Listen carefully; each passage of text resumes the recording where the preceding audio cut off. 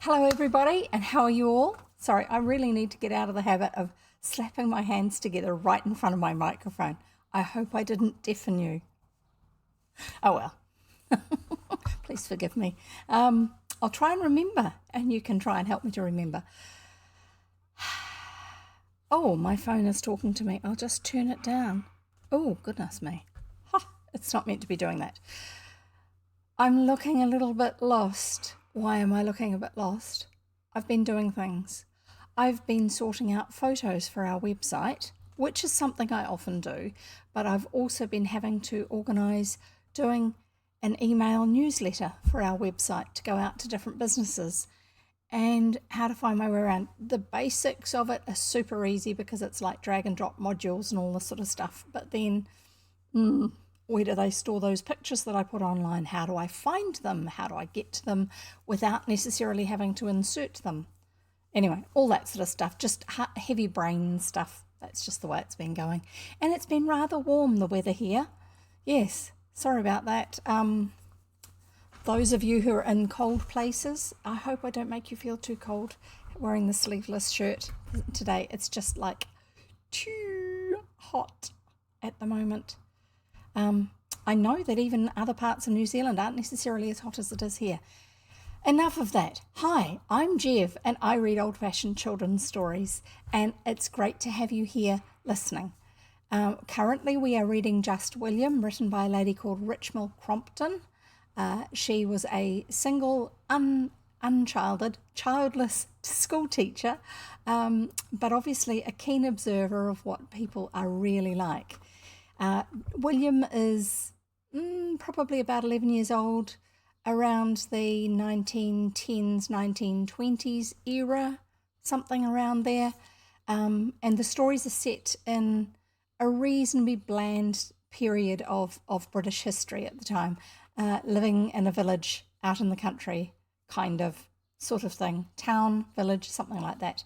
What else about it? Yeah.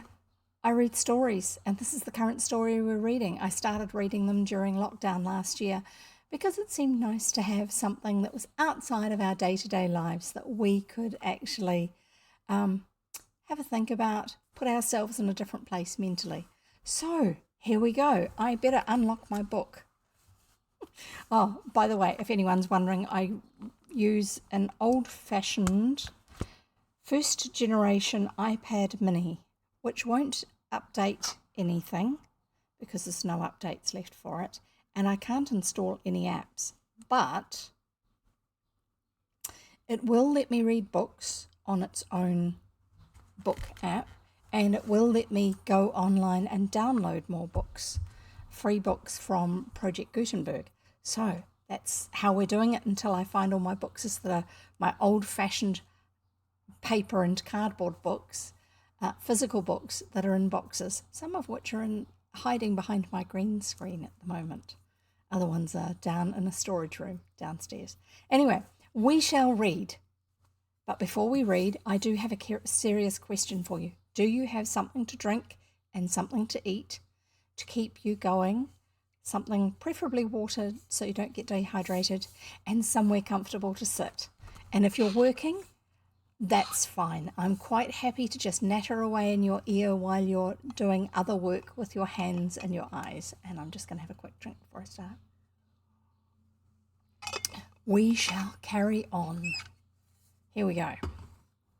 Just William by Richmal Crompton. I'm looking up at my overlay to make sure I get the name right. Richmal Crompton. Chapter 10, William's New Year's Day. William went whistling down the street, his hands in his pockets. William's whistle was more penetrating than melodious. Sensitive people fled, shuddering at the sound.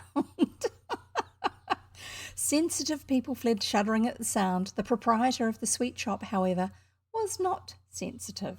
He nodded affably as William passed. William was a regular customer of his, as regular, that is, as a wholly inadequate allowance would permit. Encouraged, William paused at the doorway and ceased to whistle. "Hello, Mr. Moss," he said. "Hello, William," said Mr. Moss. "Anything cheap today?" went on William hopefully. Mr. Moss shook his head. Tuppence an ounce cheapest.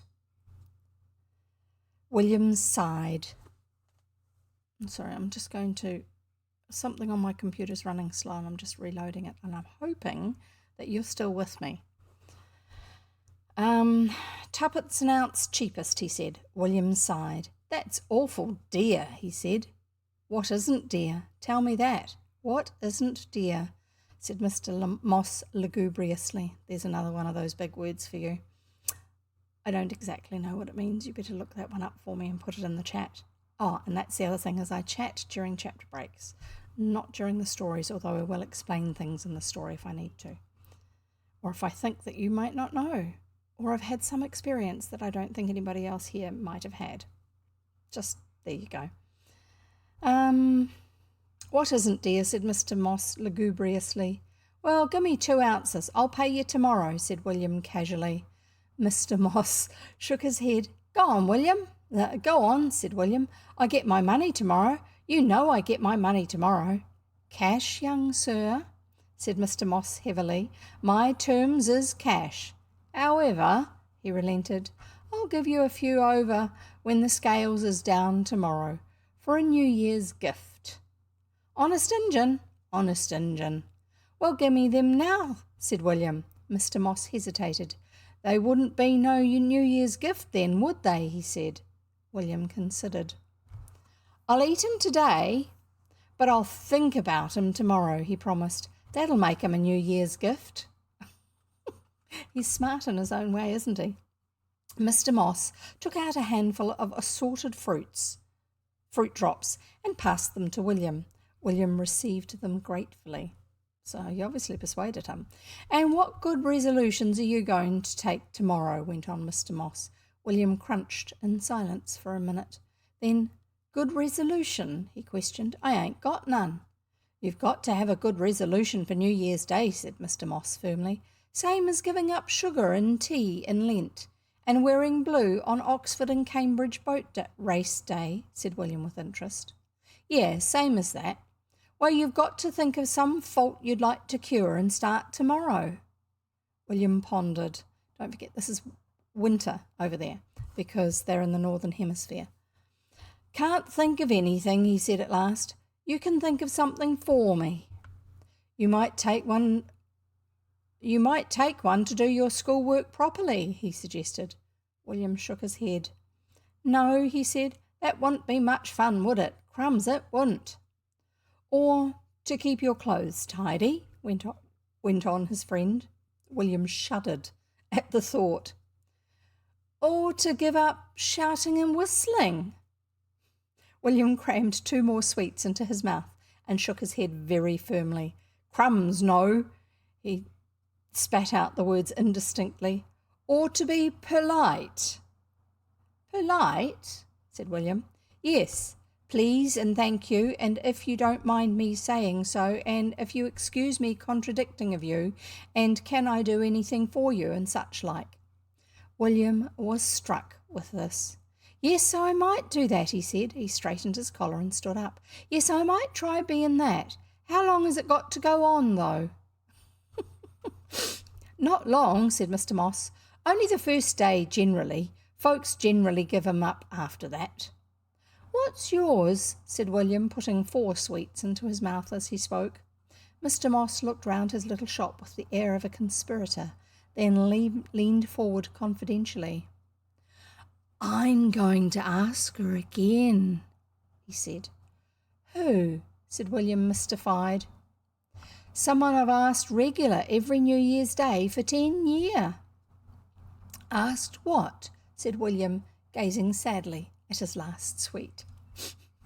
Asked to take me, of course, said Mr. Moss, with an air of contempt for William's want of intelligence. Take her where? Said William. Where do you want to go? Why can't you go yourself?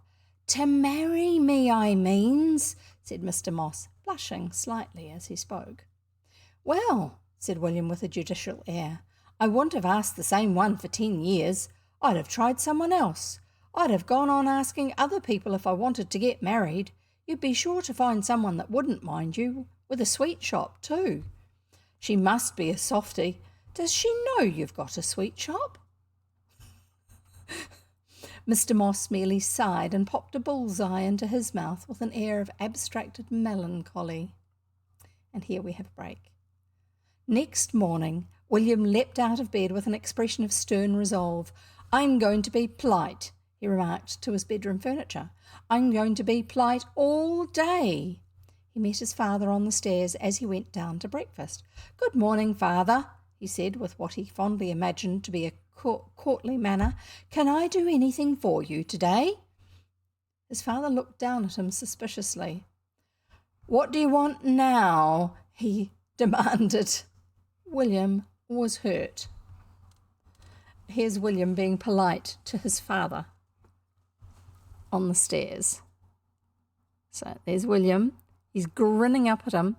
And I will have these pictures over on our Discord server if you wish to go and have a look at those afterwards. I haven't got them there yet, but I shall. Oops. Let's just find the...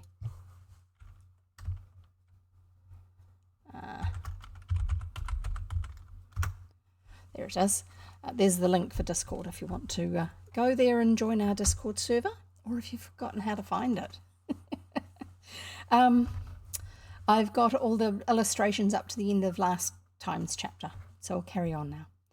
"I'm only being polite," he said. "It's, one of those things you take on New Year's Day. Well, I took one to be polite." His father apologised. "I'm sorry," he said. "You see, I'm not used to it. It startled me." At breakfast, William's politeness shone forth in all its glory. "Can I ask you anything, Robert?" he said sweetly. His elder brother coldly ignored him. "Going to rain again," he said to the world in general.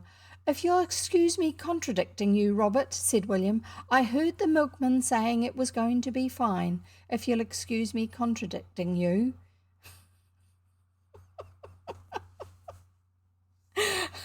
We found this before. William hears a phrase, like a bit of boilerplate type text. He hears a phrase that is a standard phrase, and then he likes to reuse it. So if you'll excuse me contradicting you, is obviously one of the latest ones. I'll carry on. "Look here," said Robert angrily, "less of your cheek.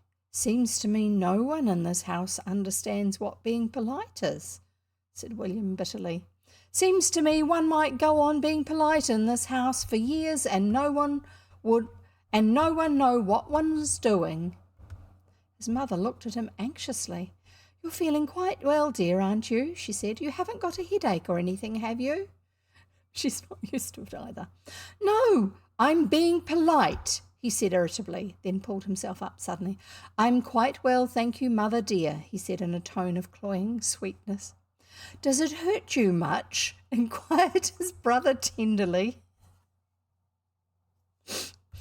"No, thank you, Robert," said William politely. After breakfast he received his pocket money with courteous gratitude. "Thank you very much, father." "Not at all. Pray don't mention it, William. It's quite all right," said Mr. Brown, not to be outdone with the politeness. "Then it is rather trying. How long does it last?" They wanted him to be better behaved. Here he is being polite, and they're all a little bit baffled by it and wanting to know how long it's going to last. "How long does it last?" "What?" said William. "The resolution." "Oh, being polite. He said they don't often do it after the first day." "He's quite right, whoever it is," said Mr. Brown. "They don't." "He's going to ask her again," volunteered William. "Who ask who what?" said Mr. Brown, but William had departed. He was already on his way to Mr. Moss's shop. Mr. Moss was at the door, hatted and coated and gazing anxiously down the street. "Good morning, Mr. Moss," said William politely. Mr. Moss took out a large antique watch. "He's late," he said. "I shall miss the train. Oh dear, it will be the first New Year's Day I've missed in 10 years. William was inspecting the sweets with the air of an expert. "Them pink ones are new," he said at last. "How much are they?" "8p. a quarter. Oh dear, I shall miss the train." "They're very small ones," said William disparagingly. "You'd think they'd be less than that." small ones like that, because he's not thinking about the weight, he's thinking about the size of them. Will you do something for me and I'll give you a quarter of those sweets? Quarter of a pound. William gasped. The offer was almost too munificent to be true.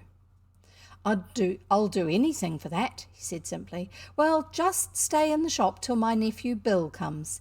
He'll be here in 2 shakes and I'll miss my train if I don't go now. He's going to keep the shop for me till I get back, and he'll be here any minute now. Just tell him I had to run to catch my train, and if anyone comes into the shop before he comes, just tell him to wait or to come back later.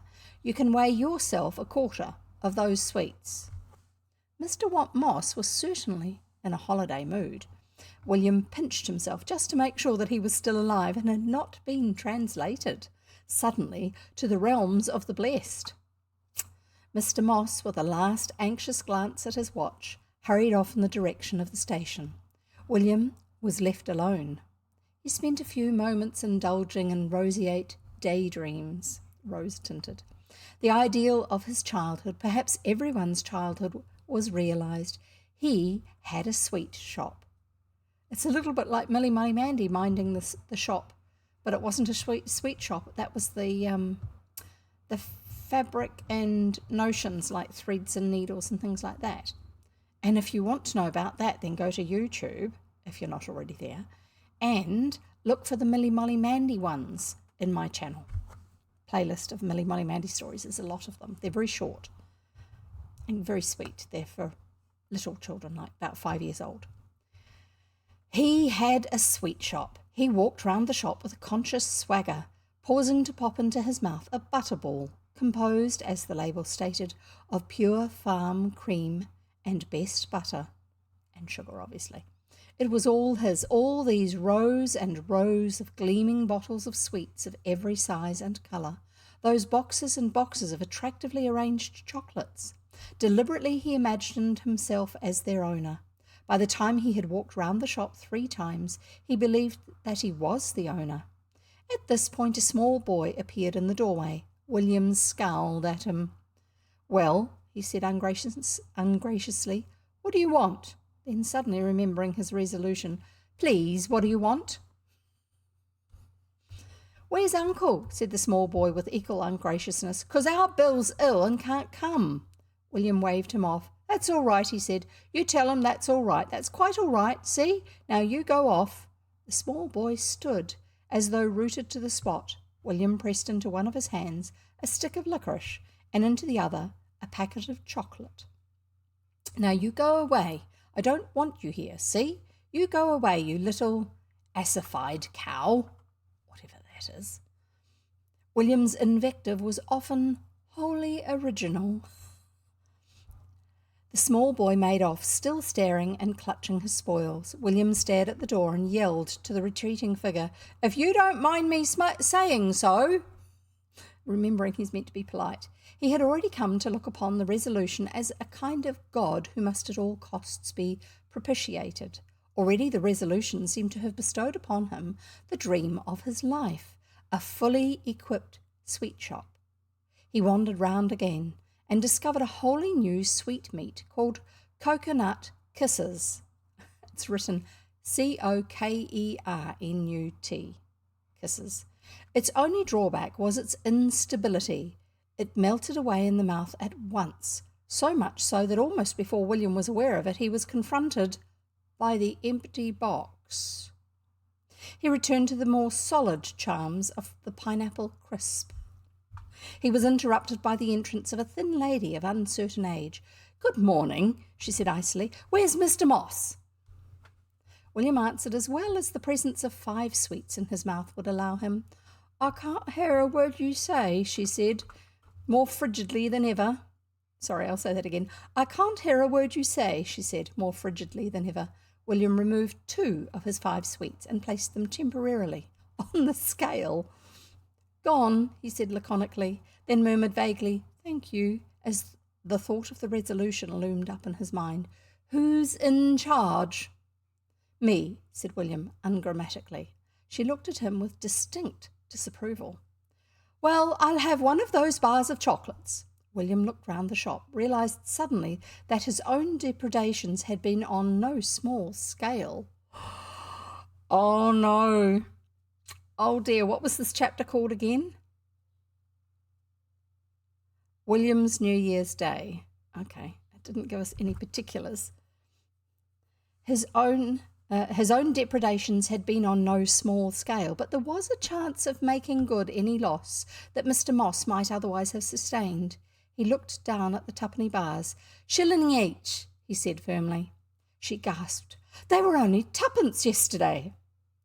"They've gone up since then," said William brazenly, adding a vague, "if you'll kindly excuse me saying so." "Gone up?" she repeated indignantly.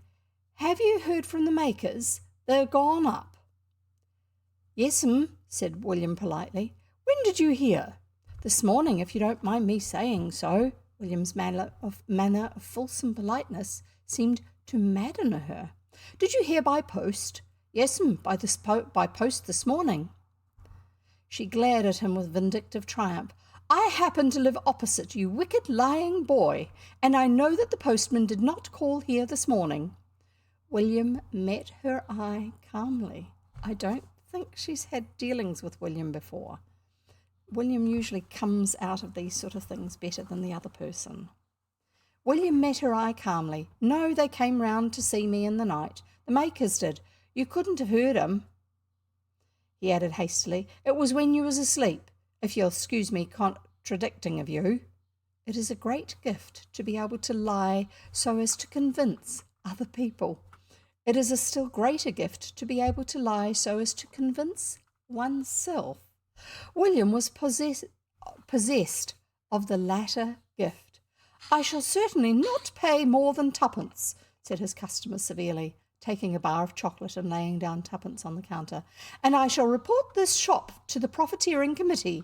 It's scandalous, and a pack of wicked lies."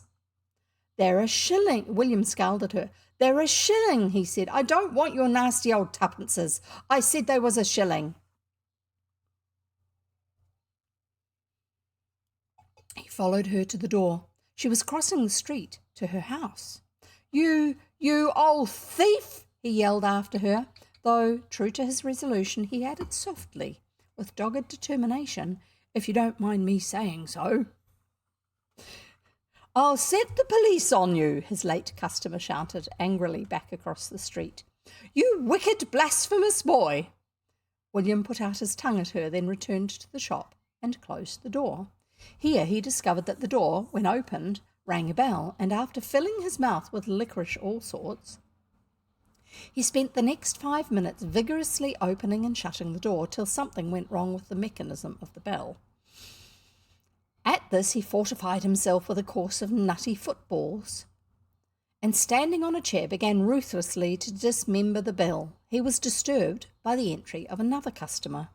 Swallowing a nutty football whole, he hastened to his post behind the counter.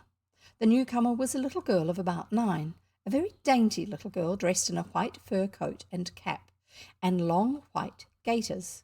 I think in this era, gaiters are not what we think of as gaiters, but they're more like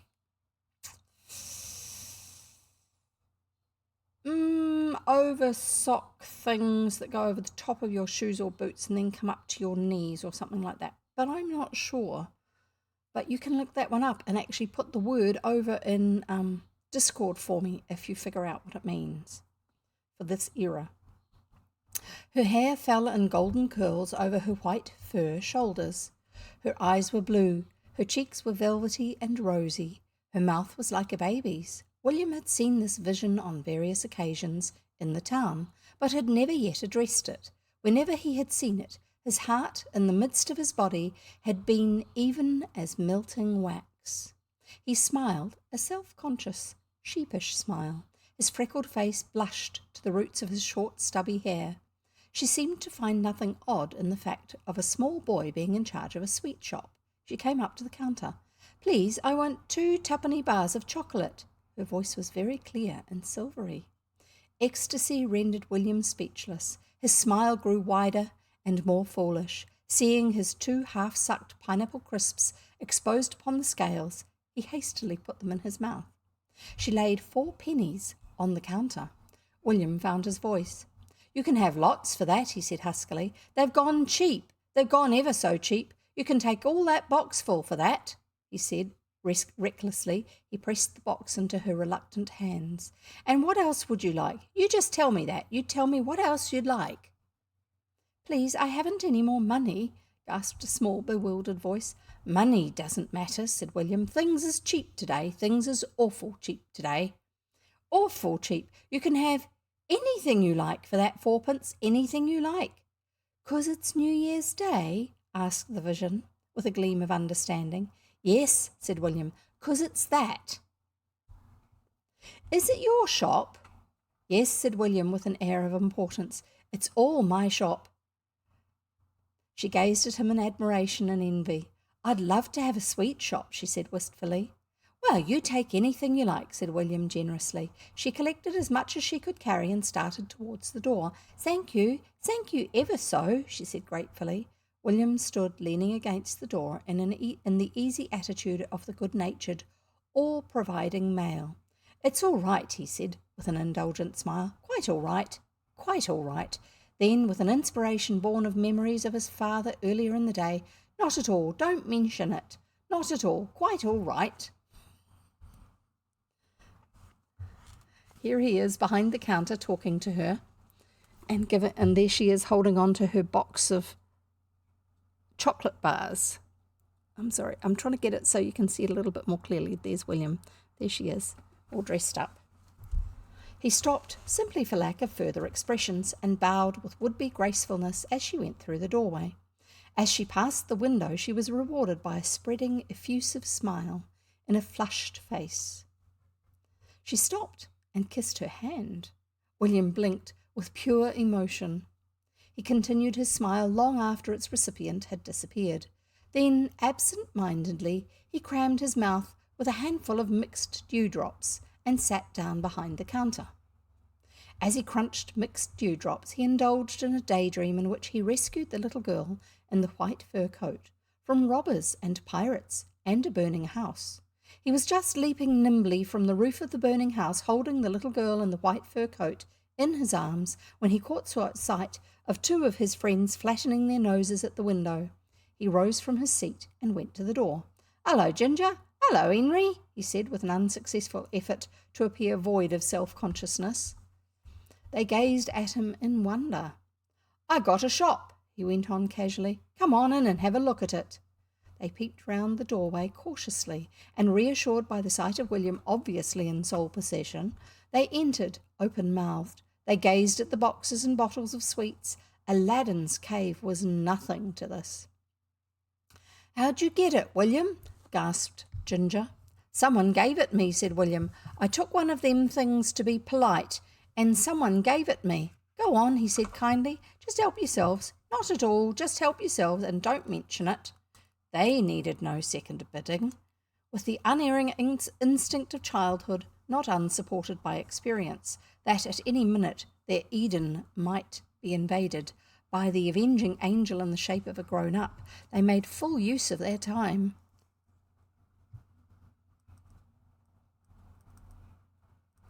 Sorry, I'm just trying to remember where I got up to. They went from box to box, putting handfuls of sweets and chocolates into their mouths. They said nothing, simply because speech was, under the circumstances, a physical impossibility.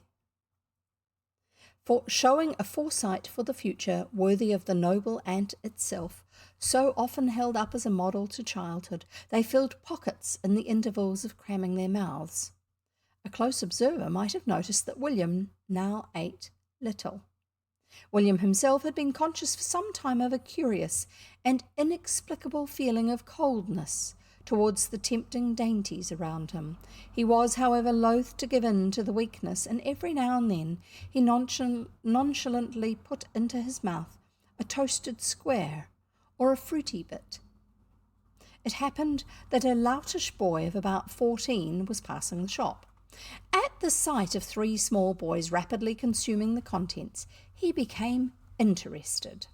"What you doing of?" he said indignantly, standing in the doorway. "You get out of my shop," said William valiantly. Your shop, said the boy. You're bloomin' well pinching things out of someone else's shop.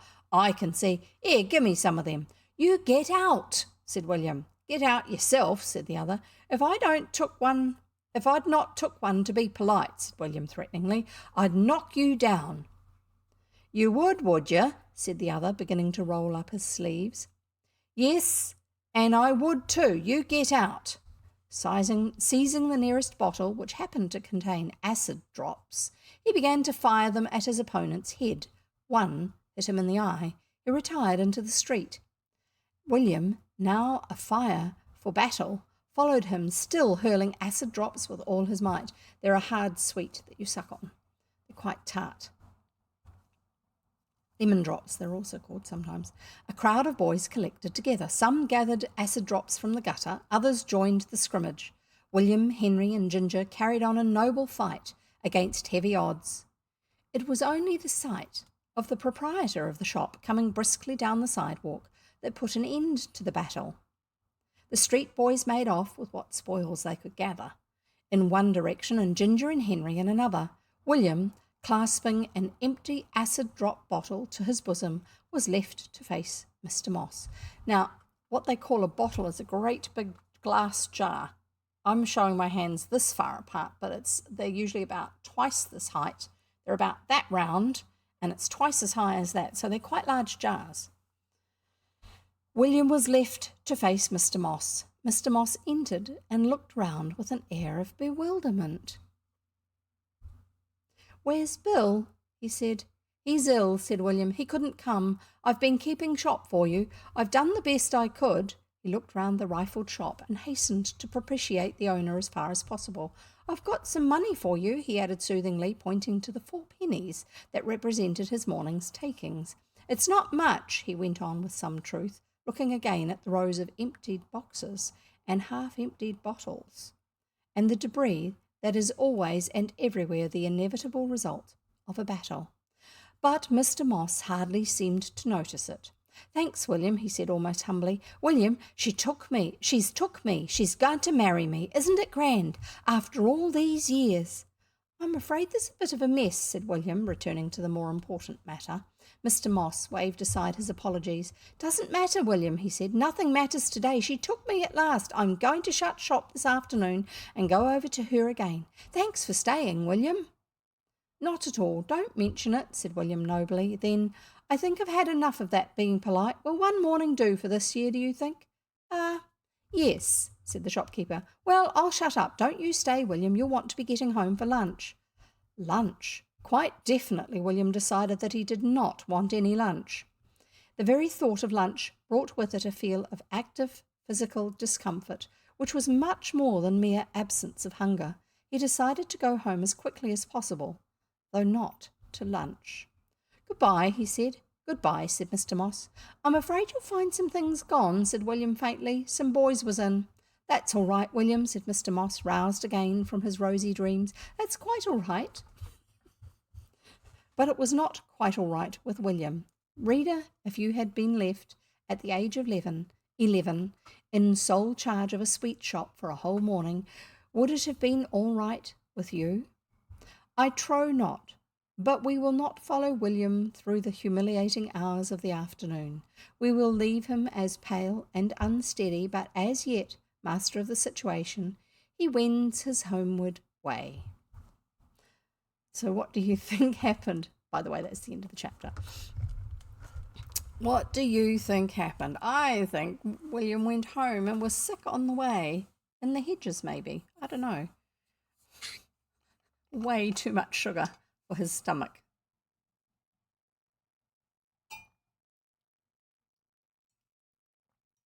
Now, if you didn't get your drink of water before, go and get it now, before I start reading again. Trow. There was a word trow near the end. I trow not. I think not. Trow. I'm not sure what that comes from, actually. It's probably an older English word. I'm just going to tip my camera up a little bit so I can sit slightly differently and still be in the right place. It's rather warm here. I shut the skylights before because The wind was blowing and it was getting a little bit too hot. Not the sun shining. For some reason, the sun's not shining, but it's still hot. I'm just going to step away from the computer and go and open something just to cool it down a little. I'll be back.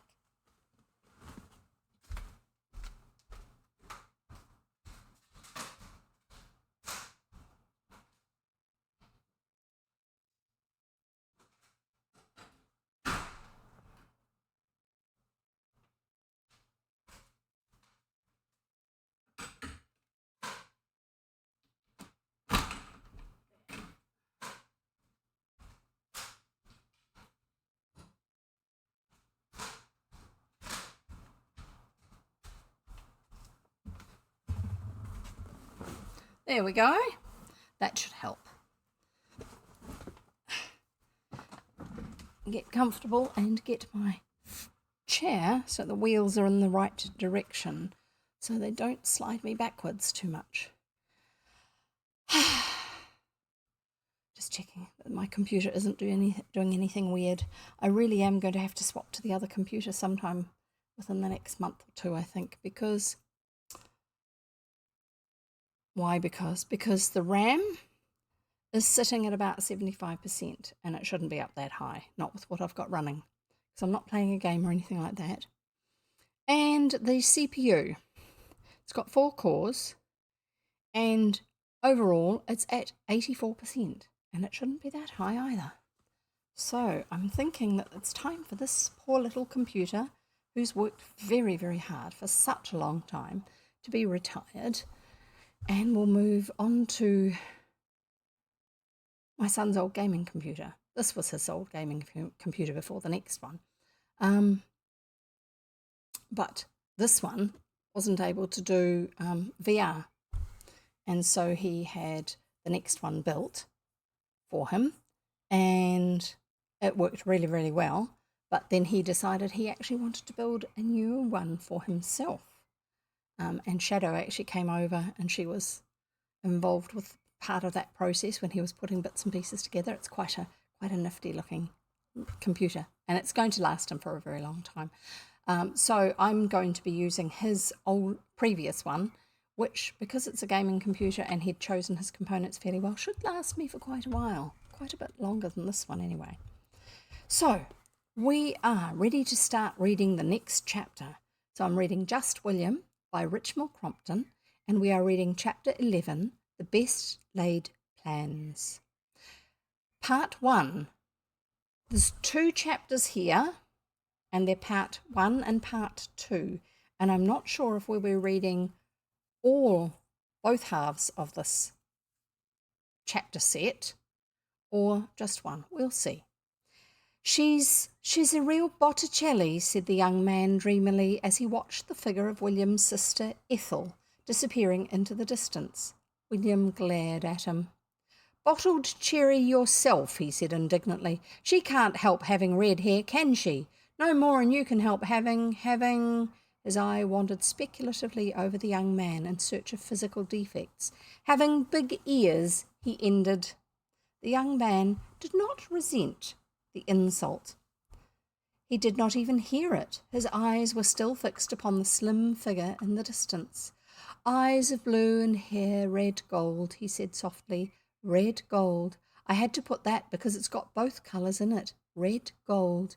Eyes of blue and hair red gold. What rhymes with gold? Cold, suggested William brightly. That's jolly good too, 'cause she's got a cold. She was sneezing all last night. No, it should be something about her heart. Heart being cold, eyes of blue and hair red gold, heart of ice so stony cold. Obviously, he's not actually making progress with her. That's jolly good, said William with admiration. It's just like what you read in real books, poetry books. The young man, James French by name, had met Ethel at an evening party and had succumbed to her charm. Lacking courage to pursue the acquaintance, he had cultivated the friendship of her small brother, under a quite erroneous impression that this would win him her good graces. I don't think he's a very observant young man. What would you like most in the world? He said suddenly, leaning forward from his seat on the top of the gate. Suppose someone let you choose. White rats, said William without a moment's hesitation. The young man was plunged in deep thought. I'm thinking a way, he said at last. I've nearly got it. Just walk home with me, will you? I'll give you something when we get there. He bribed with pathetic pleading, noting William's reluctant face. I want to tell you my idea. Sorry, I'm just moving where my book is so I can see it a bit better. And I banged the microphone before. Where did I get to? I want to tell you my idea, he said. They walked down the lane together. The young man talked volubly and earnestly. William's mouth opened wide with amazement and disapproving horror. The words white rats were repeated frequently. Finally, William nodded his head. Finally, William nodded his head as though acquiescing. I suppose you're balmy on her, he said resignedly at the end.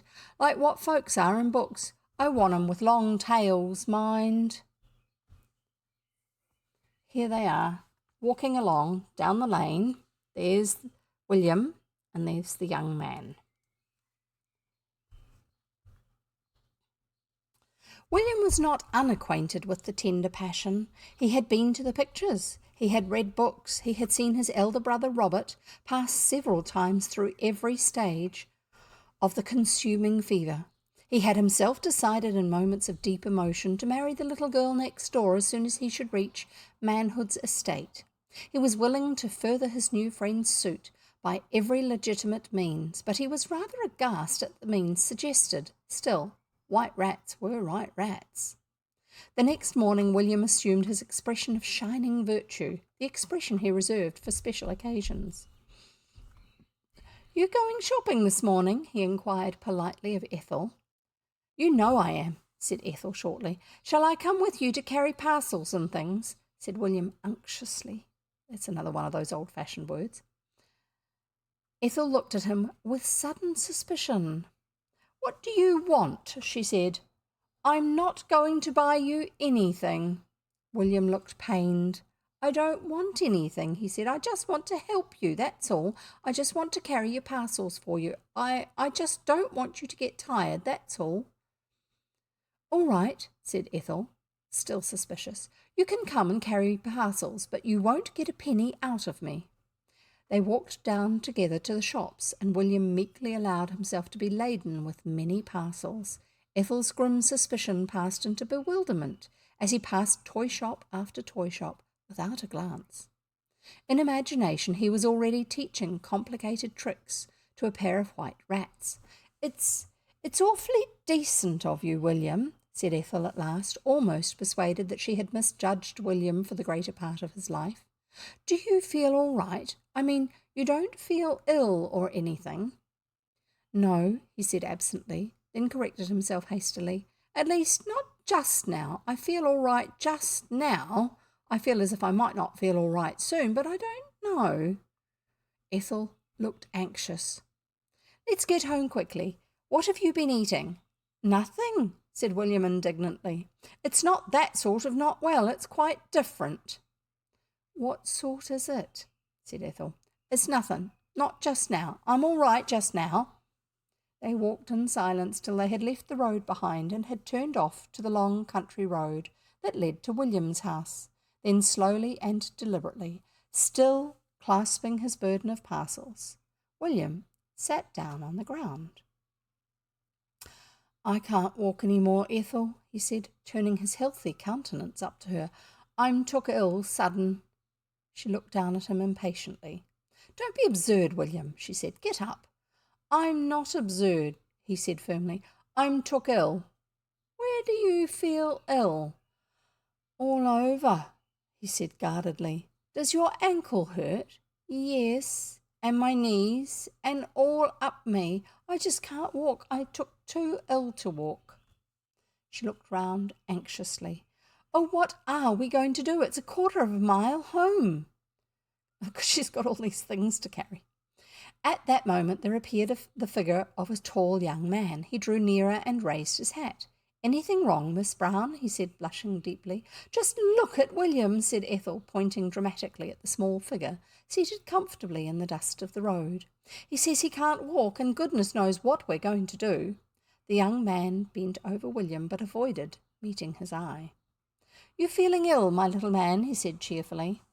Huh, snorted William. That's a nice thing for you to ask, when you know you told me. The young man coughed loud and long.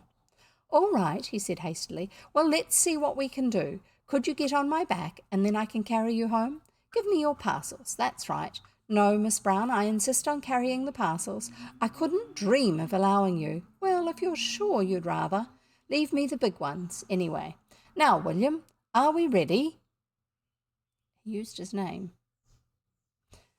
William clung on behind, nothing loath, and they set off rather slowly down the road. Ethel was overcome with gratitude. Here's a picture of Ethel asking William what's wrong, because William is sitting down in the middle of the road.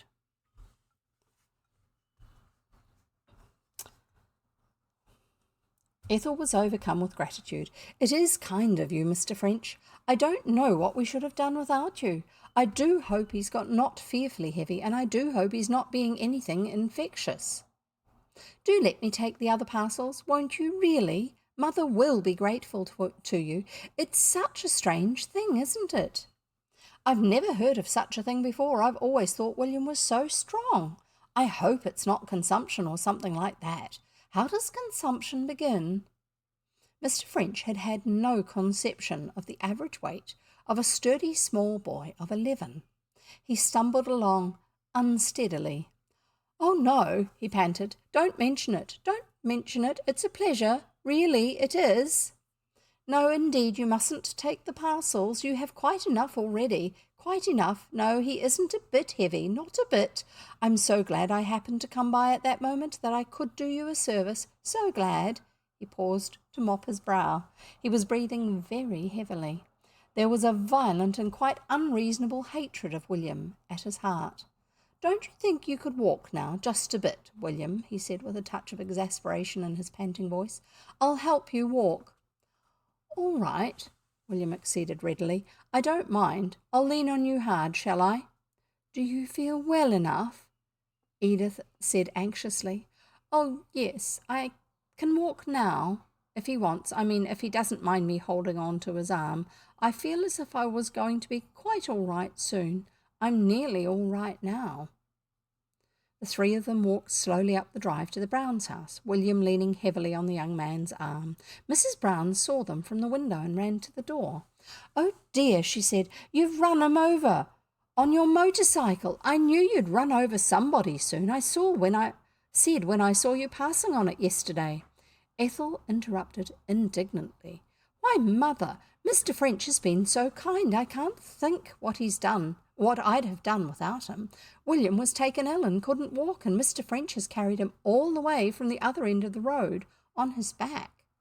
Oh, I'm so sorry. How very kind of you, Mr. French. Do come in and stay to lunch. William, go upstairs at once to bed, and I'll ring up Mr. Delaware. I'll ring up Dr. Ware. No, said William firmly. Don't bother poor Dr. Ware. I'm all right now. Honest I am. He'd be mad to come and find me all right. Of course you must see a doctor. No, I mustn't. You don't understand. It wasn't that kind of not wellness. A doctor couldn't have done me no good. I just came over queer, he ended, remembering a phrase he had heard used recently by the charwoman. What do you think, Mr. French? Said Mrs. Brown anxiously. Both Mrs. Brown and Ethel turned to him as to an oracle. He looked from one to the other, and a deep flush of guilt overspread his countenance. Oh, well, he said nervously, he looks all right, doesn't he? I wouldn't bother. Just, don't worry him with questions. Just let him go about as usual. I think it's best to let him forget it, he ended weakly. Of course, he's growing very fast. Yes, I expect it was just a sort of growing weakness, said Mr. French brightly. But Mr. French was splendid, said Ethel enthusiastically. Simply splendid. William, I don't think you realise how kind it was of Mr. French. I think you ought to thank him. William fixed his benefactor with a cold eye. Thank you very much for carrying me, he said. Then, as his mother turned to Ethel with a remark about the lunch, he added, two, remember, and with long tails. Mr. French stayed for lunch and spent the afternoon golfing with Ethel up at the links. William was wrapped up in rugs and laid upon the library sofa after lunch and left to sleep off his mysterious complaint in quietness with the blinds down. Mrs. Brown, entering on tiptoe to see how her son was faring, found him gone.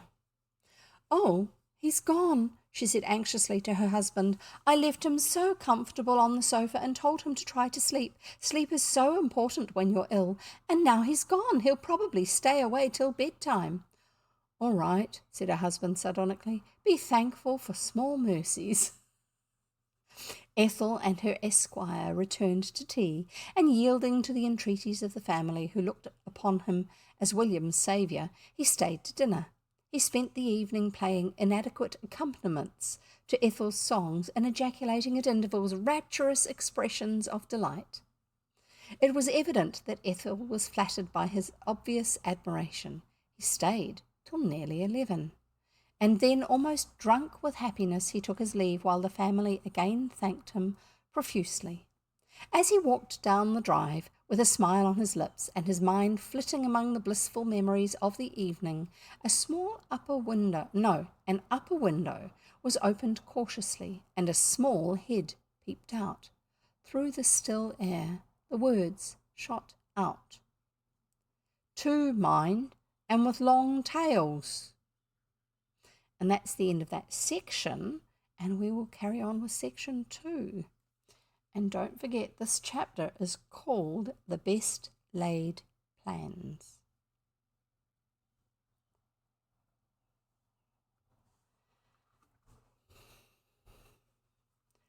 Part 2 of the chapter. "Where did you get it from?" demanded Mr. Brown fiercely. William pocketed his straying pet. "A friend gave it me." "What friend?" "Mr. French, the man what carried me when I was took ill sudden. He gave it me. I didn't know if it was going to go into your slipper. I wouldn't have let it if I'd known, and I didn't know it was going to bite your toe. It didn't mean to bite your toe. I expect it thought it was giving me it. It was me giving it something to eat, I expect." "Be quiet. What on earth did Mr. French give you the confounded thing for?" "I dunno. I expect he just wanted to," said William. "He seems to have taken quite a fancy to William," said Mrs. Brown. Ethel blushed faintly. He seems to have taken a spite against me," said Mr. Brown bitterly. "How many of the wretched pests have you got?" "They're rats," continued William. "White 'uns. I've only got 2. Pet rats."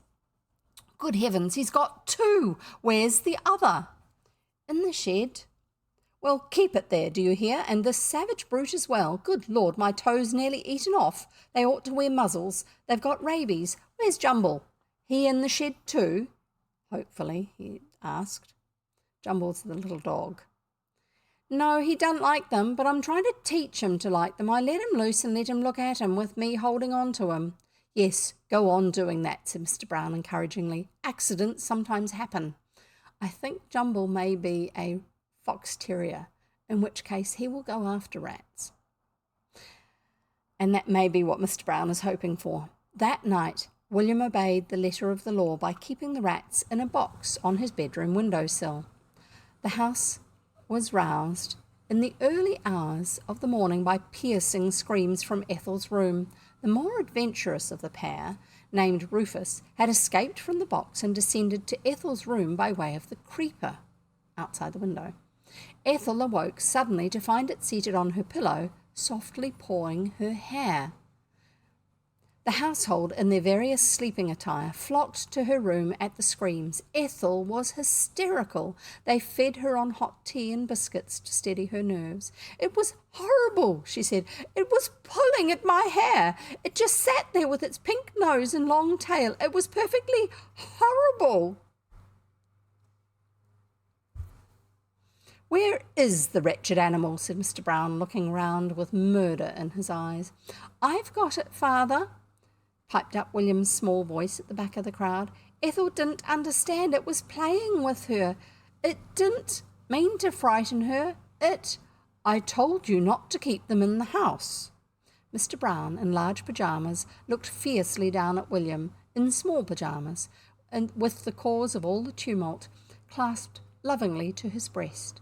Ethel, in bed, continued to gasp weakly in the intervals of drinking tea. And I will show you the picture.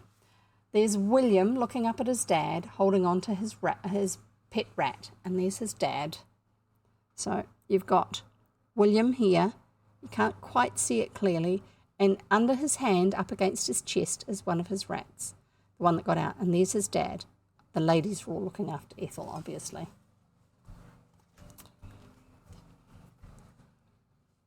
"They weren't in the house," said William firmly. "They were outside the window, right outside the window, right on the sill. You can't call outside the window in the house, can you?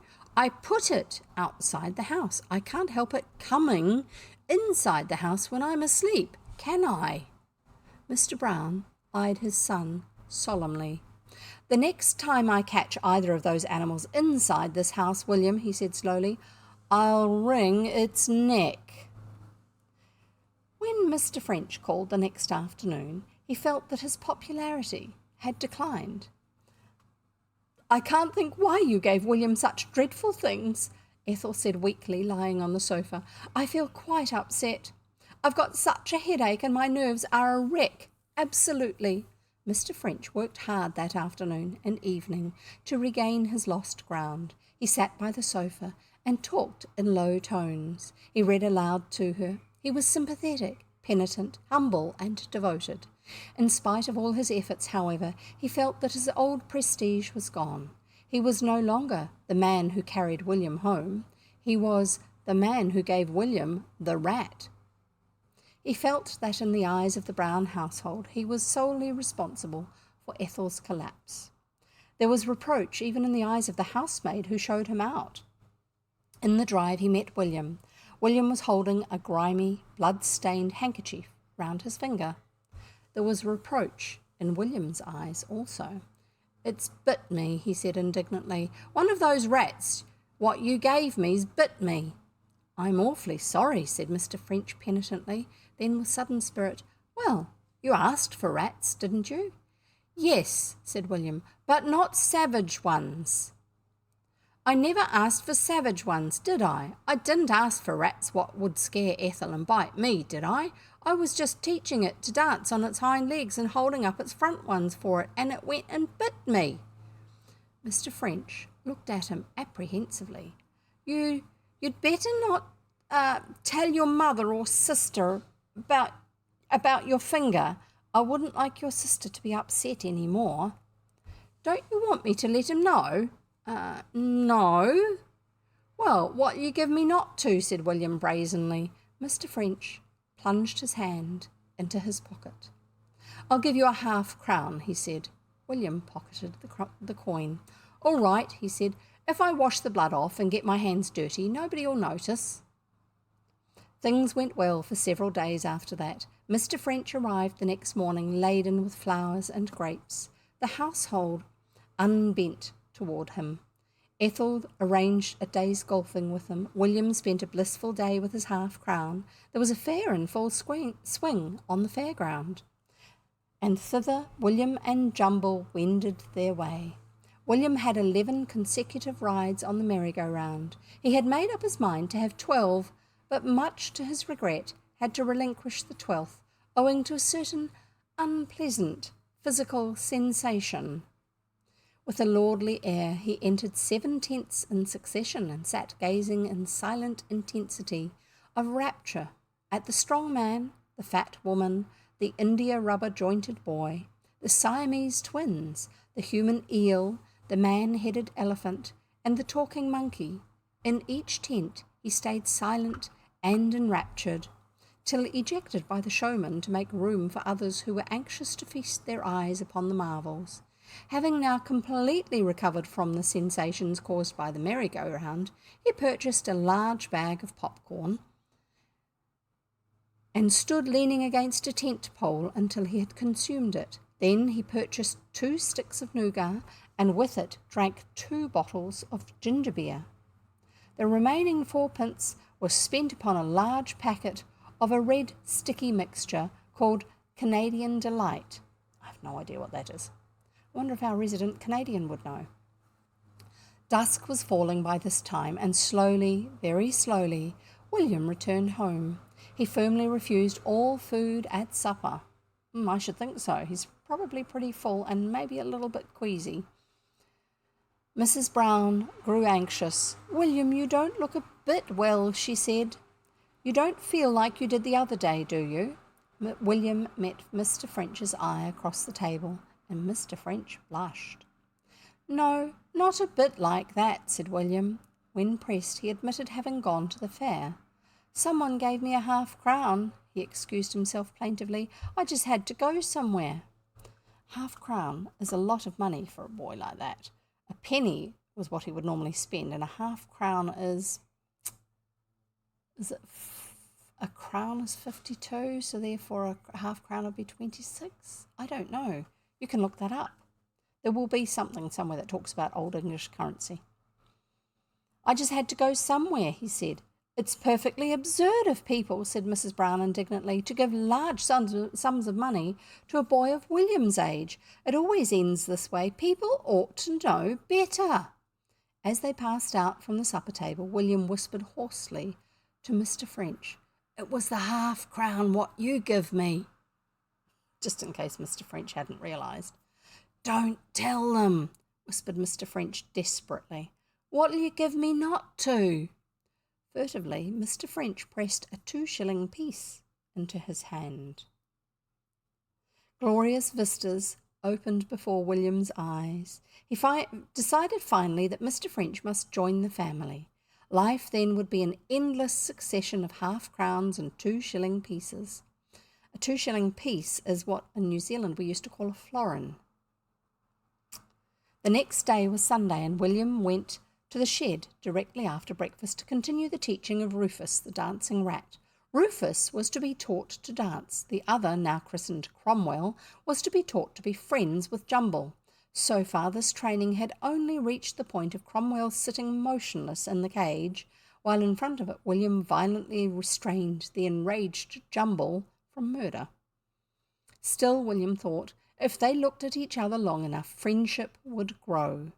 So they looked at each other each day till William's arm ached. As yet, their friendship had not grown. "William, it's time for church." William groaned. That was the worst of Sundays. He was sure that with another half-hour's practice, Rufus would dance and Cromwell would be friends with Jumble. He was a boy not to be daunted by circumstances. He put Rufus in his pocket and put the cage containing Cromwell on the top of a pile of books, leaving Jumble to continue the gaze of friendship from the floor. He walked to church quietly and demurely behind his family, one hand clutching his prayer book, the other in his pocket, clasping Rufus. He hoped to be able to continue the training during the litany. It's obviously an Anglican church, or maybe Catholic, one of those high-level churches that have prayers that you read from a book and things like that. Not my experience.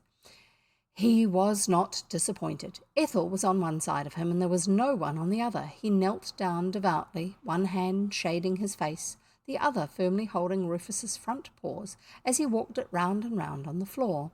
He grew more and more interested in its progress.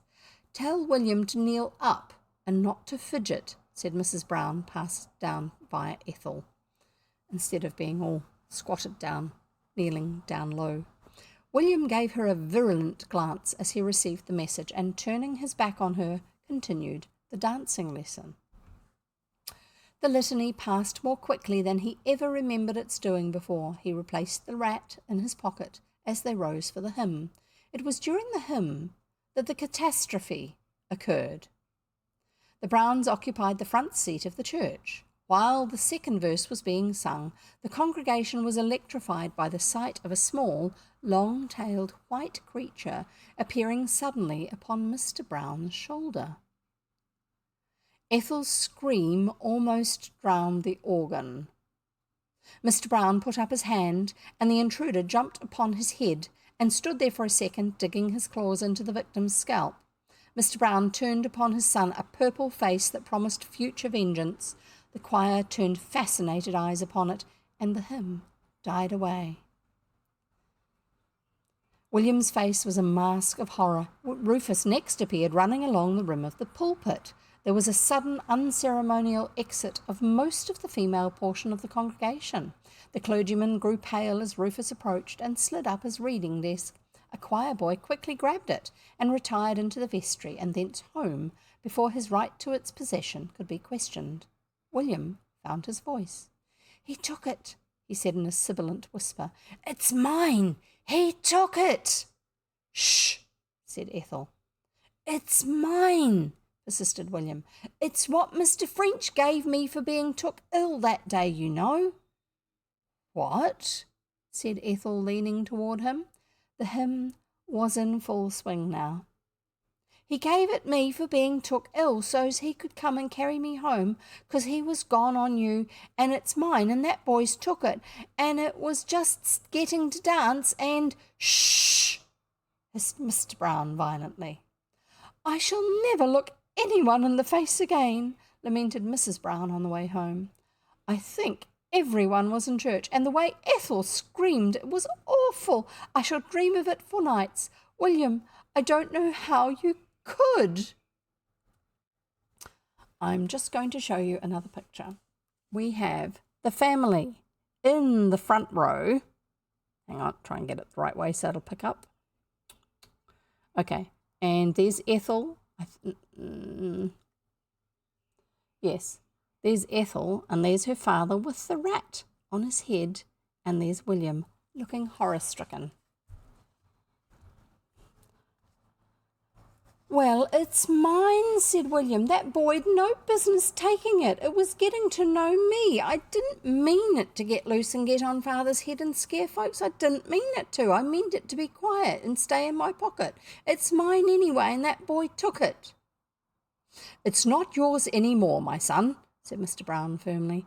Ethel walked along with lips tight shut. In the distance, walking toward them, was a tall, jaunty figure. It was Mr. French, who, ignorant of what had happened, was coming gaily on to meet them returning from church. They were returning from church. He was smiling as he came, secure in his reception, composing airy compliments in his mind. As Ethel came on, he raised his hat with a flourish and beamed at her effusively. Ethel walked past him without a glance, and with head held high, leaving him aghast and despairing, staring after her down the road. He never saw Mr. and Mrs. Brown. William realised the situation. The future half-crowns and 2-shilling pieces seemed to vanish away. He protested vehemently. "Ethel, don't get mad at Mr. French. He didn't mean anything. He only wanted to do something for you because he was mad on you." "It's horrible," said Ethel. "First you bring that dreadful animal to church, and then I find that he's deceived me, and you helped him. I hope father takes the other one away." "He won't," said William. "He never said anything about that. The other's learning to be friends with Jumble in the shed. I say, Ethel, don't be mad at Mr. French. Don't talk about him," said Ethel angrily. William, who was something of a philosopher, accepted failure and the loss of any riches a future allied with Mr. French might have brought him. "All right," he said. "Well, I've got the other one left anyway." They entered the drive and began to walk up to the front door. From the bushes came a scampering and breaking of twigs as Jumble dashed out to greet his master. His demeanour held more than ordinary pleasure. It expressed pride and triumph. At his master's feet he laid his proud offering, the remains of Cromwell. William gasped. Oh, William, said Ethel, I am so sorry. William assumed an expression of proud, restrained sorrow. All right, he said generously. It's not your fault, really, and it's not Jumble's fault. Perhaps he thought it was what I was trying to teach him to do. It's just no one's fault. We'll have to bury it. His spirits rose. I'll do the real burying service out of the prayer book. He stood still, gazing down at what was left of Jumble's friend. Jumble stood by it, proud and pleased, looking up with his head on one side and his tail wagging. Sadly, William reviewed the downfall of his hopes.